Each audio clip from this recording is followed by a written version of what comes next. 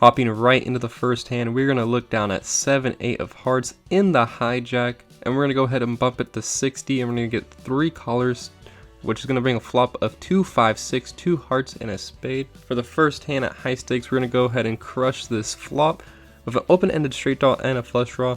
Once it's checked to me, we're going to go ahead and bet for $100, slightly more than half pot. Everyone's going to go ahead and make the fold, so we're going to get a nice $120 for the first hand we play.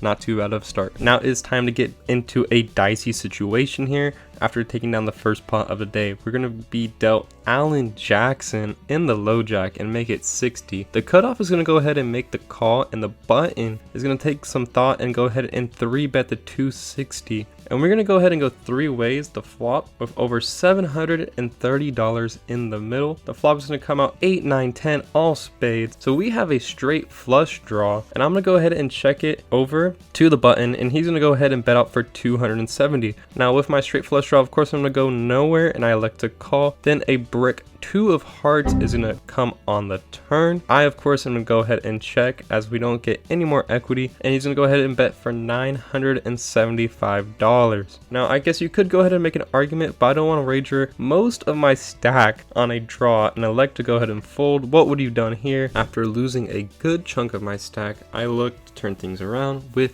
King 10 off in the straddle. Small blind is going to go ahead and raise to 80. Now probably about 60% of the time I will go ahead and fold here, but I do elect to make the call. The flop is come out King 6 ace, 2 hearts and a diamond, so we have second pair here. And when the small blind does make a small c bet of $70, I think he is weak, maybe with a small middling pocket pair trying to take a stab. So I go ahead and choose to do the aggression route and bet to 170. And the small blind is going to go ahead and give it some thought, but then he's going to go ahead and elect to fold here. So this is just a good example of when you could just use some aggression and go ahead and push over your opponent while you are in position. This next hand is where things are going to get very interesting, because we're going to be playing PLO, and it's going to be the hand of the night. You're not going to want to miss out. At this hosted game, every new dealer change, we do a double board PLO bomb pot. We get dealt a very playable hand, especially when the board comes out 10, 7, 8 with 2 clubs, and then on the bottom board it's going to be 2 jack 9 rainbow. We have so much going on there, the nut flush draw and 2 pair on the bottom. When the under the gun goes ahead and bet for $100, we're going to go ahead and make the call. So do 4 other players. We're going to go see the turn with 625 in the middle, and we're going to make top pair on the top board when the ace of diamonds comes out, and the bottom is the king of spades. So now we have a straight draw on both boards, giving us even more equity. Is music to my ears when the undergun goes ahead and raises for $600. It folds to me, and I'm going to go ahead and put in a smooth call off to the river. Dealer,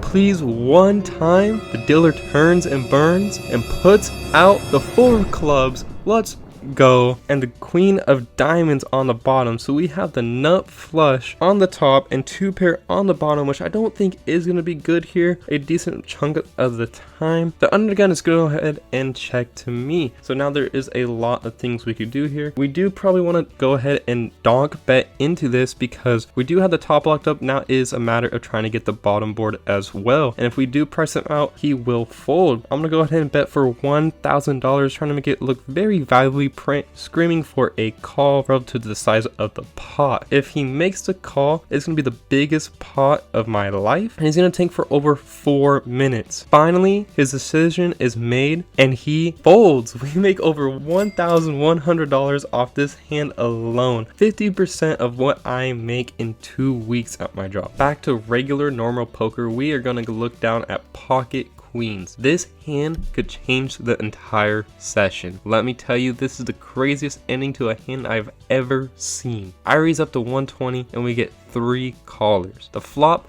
10 ace 7. Of course there's an ace, 2 diamonds on the flop as well. It's checked to me, and I'm gonna go ahead and bet out for 225, and the 3 of them put in the call. Now this isn't 1-3, so everyone always doesn't have an ace. Turn is useless, and the 4 of clubs, the lady to my left, all in and bet 375, gives it some thought and makes the call, and the other player is gonna go ahead and get out of the way. Now the fact that she made thought and didn't make a quick call, I don't think she has an ace or a draw. The river is another ace, which is actually actually a good card because it limits the amount of aces that she could have. And I go ahead and turn my cards over, but wait, I'm a donkey. She had 40 behind, so she cedes my whole cards. What am I doing? She goes ahead and puts in the last of her chips. At this point, I'm thinking about folding, but might as well, whatever, $40. And guess what? She does not have an ace. The queens were good. I was shocked. The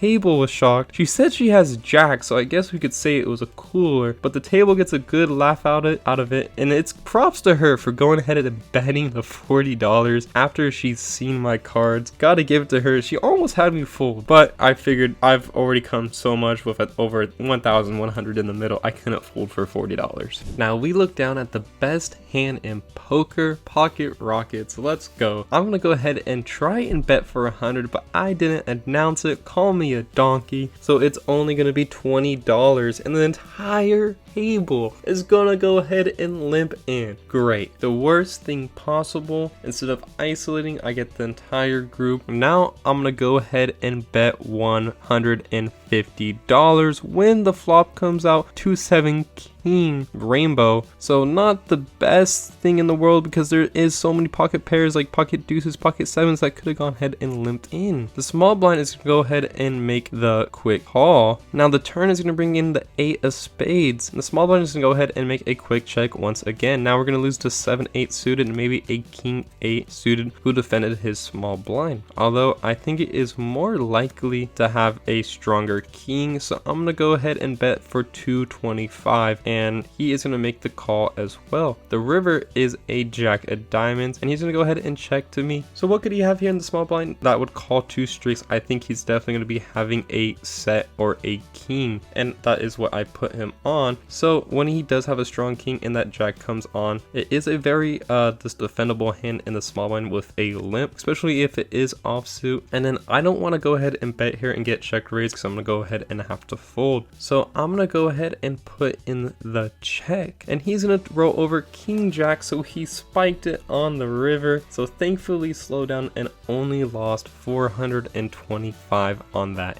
hand. It could have been a lot worse, but please guys, make sure you guys do announce when you are raising and you're only going to throw in 1 chip.